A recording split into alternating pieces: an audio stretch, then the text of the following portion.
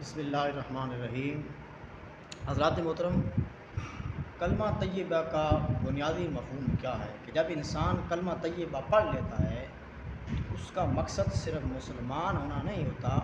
بلکہ کلمہ طیبہ پڑھنے والا شخص اپنے ساتھ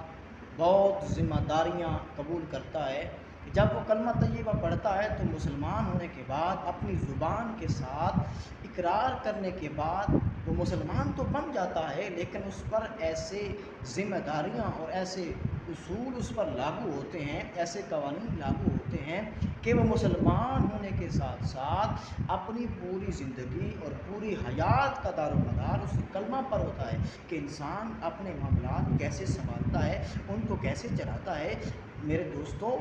یہ کلمہ ایسا ہے کہ جو باپ کو بیٹے سے جدا کر دیتا ہے۔ یہ کلمے کا رشتہ وہ رشتہ ہے جو بیٹے کو باپ سے جدا کر دیتا ہے۔ کلمہ پڑھنے والا شخص اپنے ساتھ صرف زبانی اقرار نہیں کرتا، بلکہ یہ اللہ کو گواہ بنا کر رسول اللہ صلی اللہ علیہ وسلم کو حاضر و ناظر جان کر کلمے کا اقرار کرتا ہے۔ تو میرے دوستو،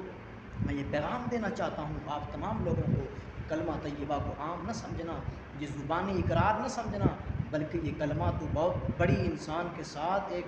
وعدہ کرتا ہے، انسان کو ایک ذمہ داری سمجھ دیتا ہے، انسان ایک رسپانسبلٹی میں آ جاتا ہے۔